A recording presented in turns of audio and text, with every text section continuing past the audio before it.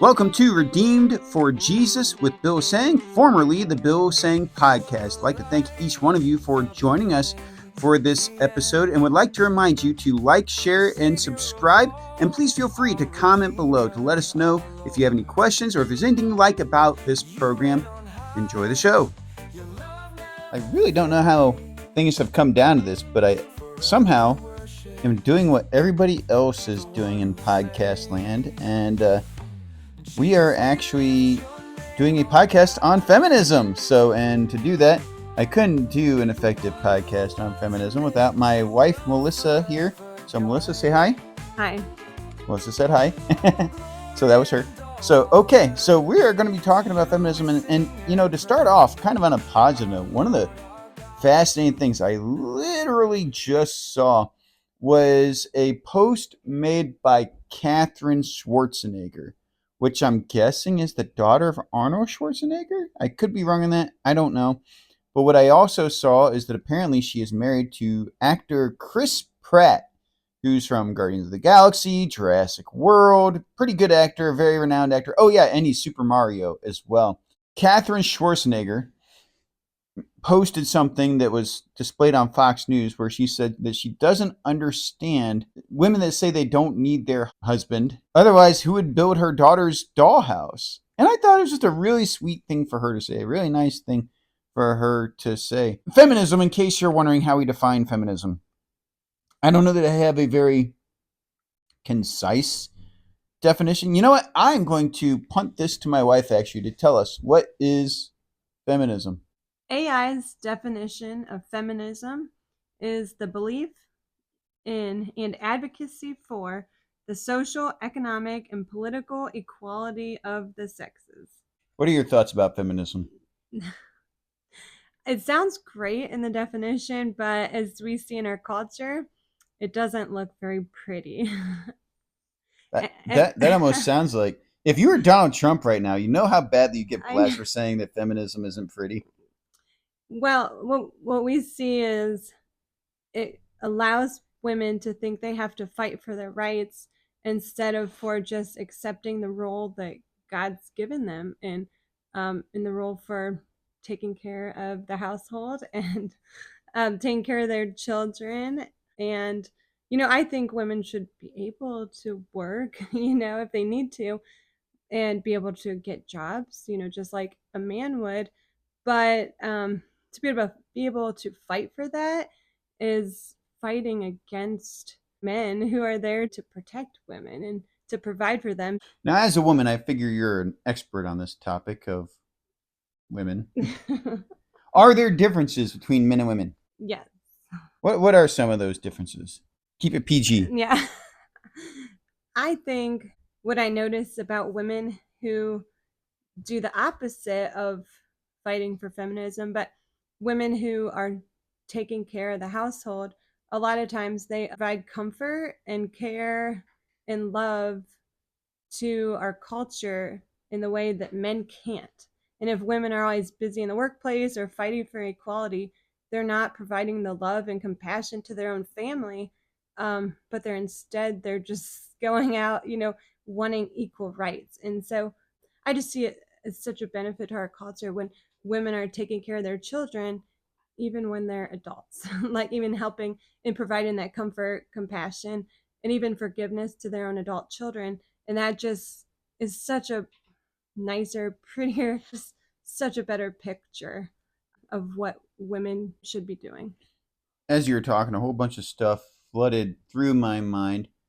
One of those things being that because men and women are different, that they should have different roles because they have different strengths, and we shouldn't be leaning into our weaknesses so much. We should be leaning into our strengths and working together. I remember recently hearing something along the lines of somebody in the military commending a normal person, normal civilian who had never been a part of the military for doing their part. Because think about this.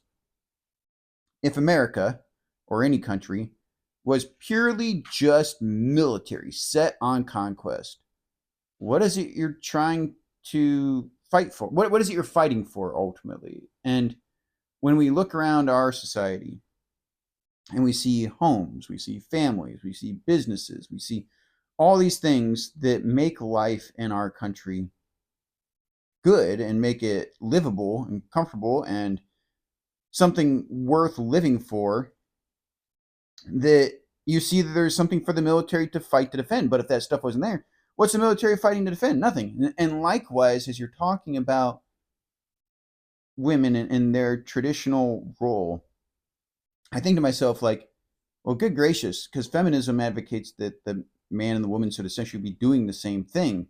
In other words, getting up, going out to work, leaving the home, leaving the children, handing their children over to someone else to look after them. And at that point, it's like, wait. You both got jobs, you're both making a name, but what for? Mhm. It's like, isn't the whole point to take care of your family? And it's like nobody's staying home to take care of the family. What is the point even for going out and working every day? In our culture, these women go out and they think it's all in the name of love, that they, are fighting to do what they think is right. They're going out because they love, caring for other women, and looking out for other women. But the best thing they could do is go home and care for their own family, because if they're not even loving and caring for their own family and their own children, no matter what age their children are, even if they're adults, if they're not loving their own children, they're not really loving the people.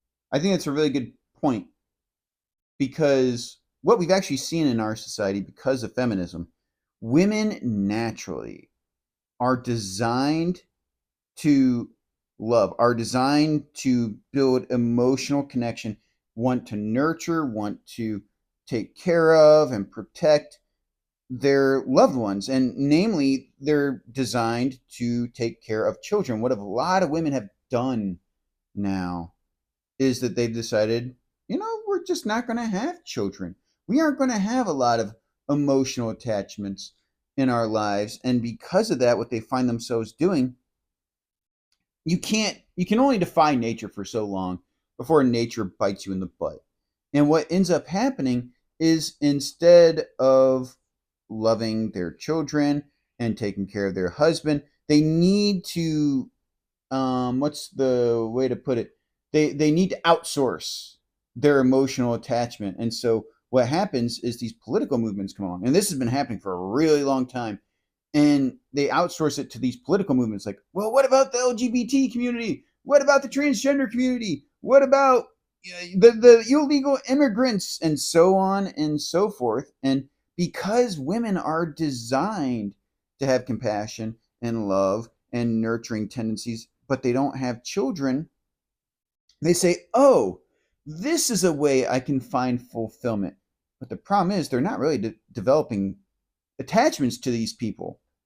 It becomes kind of like a pet project, where it's like, well, it's kind of sweet for me to do this, opposed to it's something that's truly fulfilling. Which is why the women, and by the way, in these protest marches, I don't know if you noticed, but the vast majority of people that participate in the protests and the riots that have been going on lately have actually been young white women with no children and typically no husband.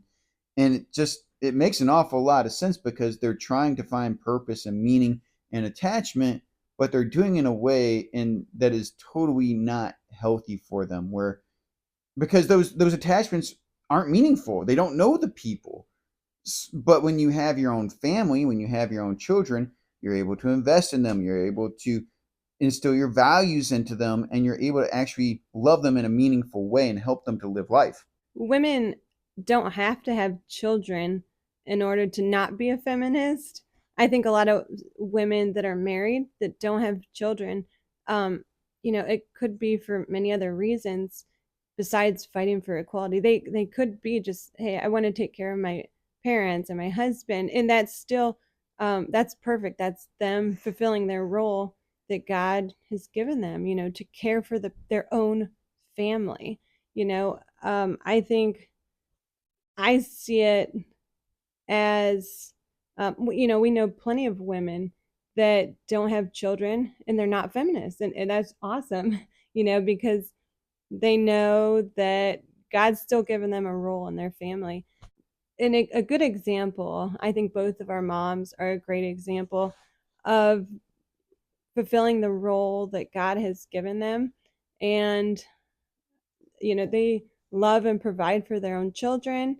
And then because they know that that's what God has allowed them to do, they're also able to provide love and care to people outside of their families too. The best thing I think women can do is, if they have children, like provide that emotional support to your kids, no matter what age they are, to your grandkids. That's, to your parents, that's exactly what our culture needs. I think you made a really good point there. A couple really good points.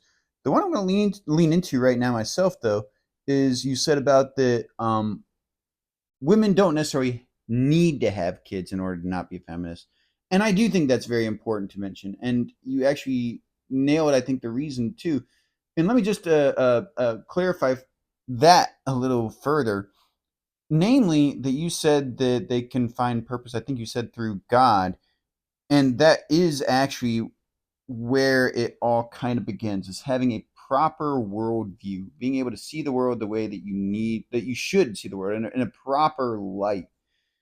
We know several people that I can think of off the top of my head that do not have children, that are faithful wives, hardworking, that they help. Even what I find fascinating is lots of times you find them helping other people's kids to grow and develop and have meaningful lives and kind of play a role as a mother in that regard.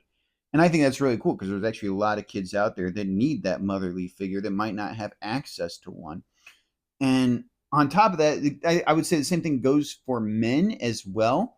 One of my number one political hero of all time is Rush Limbaugh. Of course, he's passed away. He's since passed away, and he never had children actually, and he probably could have, but he intentionally did not. And it's one of those things that always kind of baffled me a little bit. But on the same token, what baffled me even more is that Rush was a man who genuinely actually cared about future generations. Because most people that I know, when again, not including the people that we have on our minds, good Christian people that do a great job at, even though they don't have kids of their own, they still do a really good job at fulfilling their role in this world and honoring God. Lots of the people that forsake having kids with a bad worldview perspective are just very selfish people. And that's one of the things that blew my mind about Rush, is that he had a very good long game in mind, and he really cared a lot about his nephews and nieces and all that, and understood that one day they're going to grow up, and he wanted them to live in a world that was going to be like the world that he grew up in, where they have opportunity, where they're able to develop as people and to fulfill their hopes and dreams. And I think that very much so, mothers, I think, in a very, very meaningful way, are important for that, because you could, I think that fathers are good for helping children to be able to move out, to live life on their own, and to be able to live with a healthy amount of detachment and the respect that you don't want to be like 100% dependent on your parents for the rest of your life. On the same token, you can't have true success unless you do have that emotional support. Meaning, when I say true success, I don't mean make money. Truth be told, anybody can make money. And anybody can make a lot of money if they really try hard to. But can everybody be fulfilled with success? Because what is success really? It's not making a lot of money, it's not having a prestigious job. It's really being able to live life on your terms and to be happy doing so. And that's a very broad definition. As a Christian, I would also add to honor God, to fulfill your purpose in life according to God's will. And I think that mothers are very important for that. In fact, I remember a while back, I used to be a big Glenn Beck fan as well. And he used to host all these rallies. I don't know if he still does it or not. And I can't remember if this was attached to a rally or not. I think it was, but ultimately that he said that mothers are going to be the ones who save America. On that note, recently, J.D. Vance said that kids are the thing that perfect life. And so, back to Bill's point, um, that we, I think we underestimate what, God's purpose for us, even if we don't have kids, like just being able to take care of the people around us allows us to actually develop the love that God wants us to have for other people. And so the best thing we can do is love our families first. We'll love God first and then love our families. And then we, our heart is filled to be able to love other people. And for those who don't have kids, I know some of the best times, um, I think in our relationship between Bill and I are when he tells me that he needs me because, all the time I forget I'm like he's an adult, I just feel bad that I feel like I'm almost not necessary for, to be here for him. But then when he tells me he needs me, I'm like, oh really? Like, you're perfectly fine without me. Just obviously, him being able to do everything for himself, but that shows that women are really important, even to their husbands, even if they don't have kids.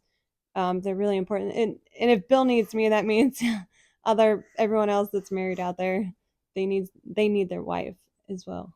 It very much reminds me of a passage from the Bible, from the book of Genesis, when God creates a man, and mind you, God already knows this, but the Bible says that God observed that it was not good for the man to be alone.